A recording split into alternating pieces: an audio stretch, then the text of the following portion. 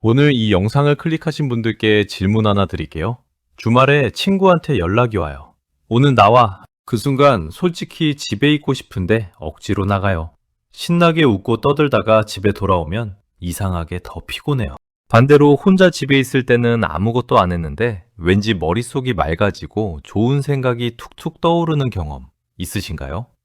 그런데 주변에서 이런 말 들어보신 적 있으시죠? 왜 맨날 집에만 있어? 사람 좀 만나야지. 그러다 우울증 걸린다. 오늘 심리들킴에서는 그 말들이 틀렸다는 걸 과학이 어떻게 설명하는지 보여드릴게요.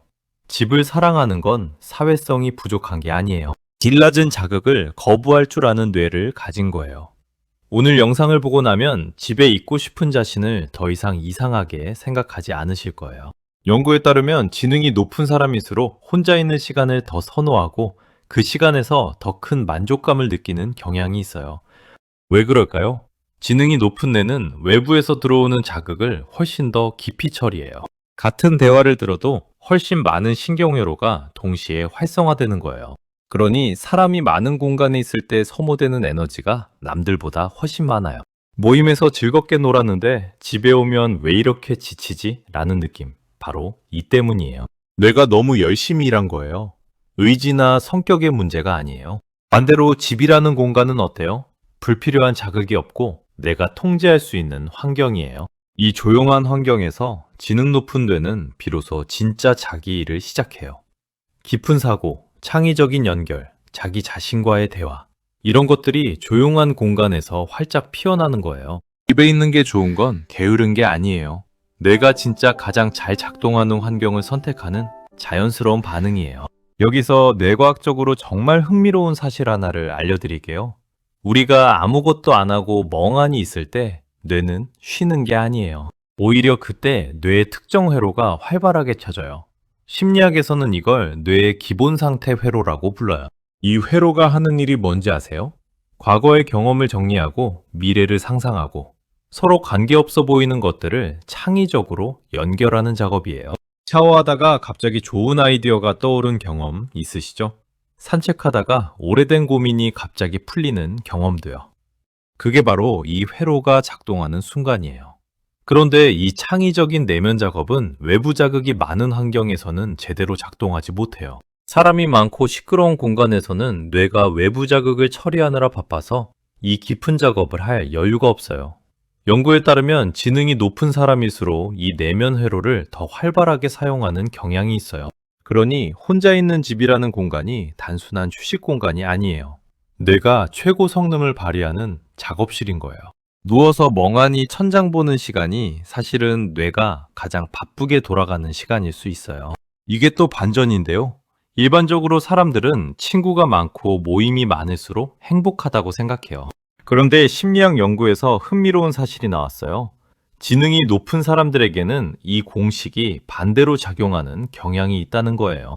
사회적 교류가 많아질수록 오히려 삶의 만족도가 떨어지는 패턴이 나타났어요. 왜 그럴까요?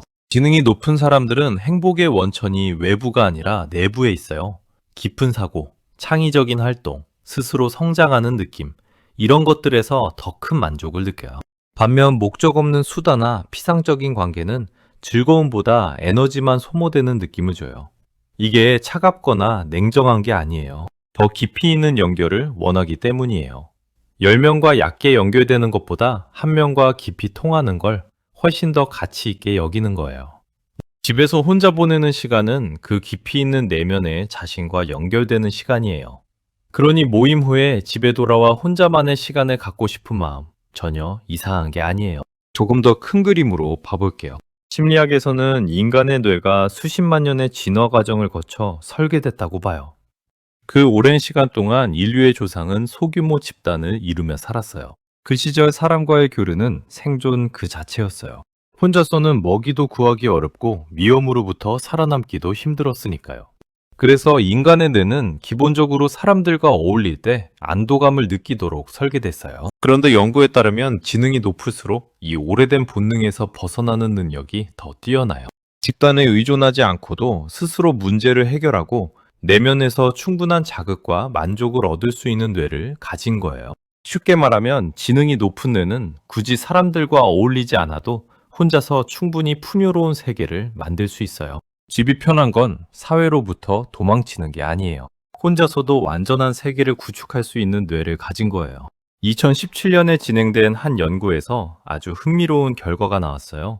혼자 있는 시간을 즐기는 사람들이 그렇지 않은 사람들보다 오히려 더 행복하고 창의적이었다는 거예요. 그 이유가 뭘까요? 혼자 있는 시간은 단순한 외로움이 아니에요. 자신이 선택한 고독이었거든요. 선택한 혼자만의 시간과 원치 않는 외로움은 뇌에서 완전히 다르게 처리돼요. 내가 원해서 혼자 있는 시간은 뇌에 충전의 신호를 줘요. 스트레스 호르몬이 줄어들고 집중력과 창의성이 올라가요. 반면 억지로 모임에 나가서 에너지를 소모하는 시간은 오히려 번아웃을 만들어요. 집에 있는 게 좋다는 건 그냥 취향이 아닐 수 있어요. 내 뇌가 가장 잘 충전되는 방식을 본능적으로 알고 있는 거예요. 그리고 그 선택을 존중하는 게 자신에 대한 가장 중요한 이해의 시작이에요. 그렇다면 집을 사랑하는 사람은 그냥 계속 집에만 있으면 될까요? 심리학에서는 한 가지를 구분하라고 해요. 선택한 고독과 회피하는 고독이에요. 집이 좋아서 혼자만의 시간을 즐기는 건 뇌에 아주 건강한 충전이에요.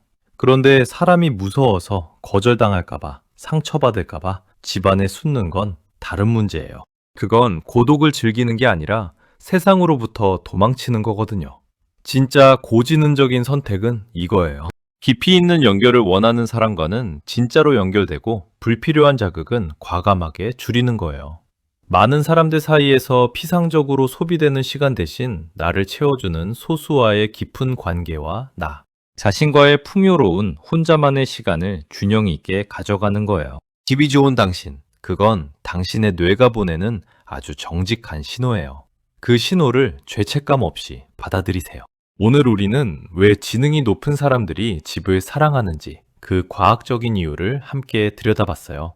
뇌가 깊이 처리하기 때문에 사회적 자극에서 더 빨리 소모되고 멍하니 있을 때 뇌가 오히려 가장 창의적으로 작동하고 사람이 많을수록 오히려 만족도가 낮아지는 역설까지. 이건 당신이 이상한 게 아니에요. 당신의 뇌가 정직하게 작동하고 있는 거예요. 집을 사랑하는 게 더 이상 부끄럽지 않으셨으면 좋겠어요. 그리고 혹시 주변에 맨날 집에만 있는 사람 있으시면 이 영상 살짝 보내주세요. 여러분은 혼자 있을 때 가장 좋아하는 시간이 언제예요? 댓글에 남겨주시면 함께 얘기해요. 영상이 도움이 됐다면 구독과 좋아요가 저한테 가장 큰 힘이 돼요. 다음 영상에서 또 만나요.